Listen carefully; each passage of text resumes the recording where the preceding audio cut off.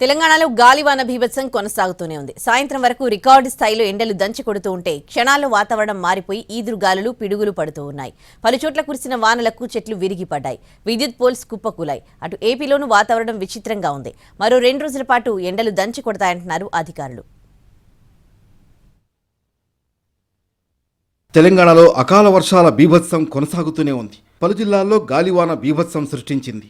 నిజామాబాద్, మహబూబ్ నగర్, ఆదిలాబాద్ జిల్లాల్లో వర్షాలు కురిశాయి. ఆసిఫాబాద్లోని పలుచోట్ల వర్షం పడింది. మహబూబ్ నగర్లోనూ అక్కడక్కడ ఈదురుగాలులతో కూడిన వర్షాలు పడ్డాయి. నిజామాబాద్ జిల్లాలో ఈదురుగాలులు ఆగమాగం చేశాయి. బోధన్, బాన్సువాడ నియోజకవర్గాల్లో అకస్మాత్తుగా వీచిన ఈదురుగాలులతో జనం బెంబేలెత్తిపోయారు. అరగంట పాటు బీభత్సం సృష్టించిన ఈదురుగాలితో జనజీవనం స్తంభించింది. భారీ వృక్షాలు నేలవాలాయి. పొతంగల్ మండలం జల్లపల్లి ఫారం, బోధన్ మండలం సాలూరా క్యాంపులో పదుల సంఖ్యలో ఇళ్ల పైకప్పు రేకులు లేచిపోయాయి.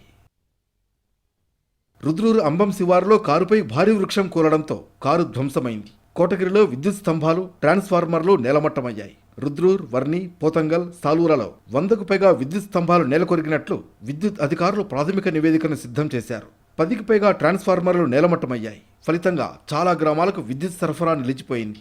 అధికారులు హుటాహుటిన విద్యుత్ సరఫరాను పునరుద్ధరించారు. పదుల సంఖ్యలో ఇళ్ల పైకప్పు రేకులు ఎగిరిపోవడంతో నిరుపేదలు నిరాశ్రయులయ్యారు. ప్రకృతి వైపరీత్యంతో జరిగిన నష్టంతో తమను ఆదుకోవాలని కోరుతున్నారు. చాలా చోట్ల తెగిన విద్యుత్ తీగల్ని విద్యుత్ శాఖ అధికారులు సరిచేస్తున్నారు. గంటల తరబడి పునరుద్ధరణ చర్యలు చేపట్టారు అధికారులు. రోడ్లపై విరిగిపడ్డ చెట్లను తొలగిస్తున్నారు.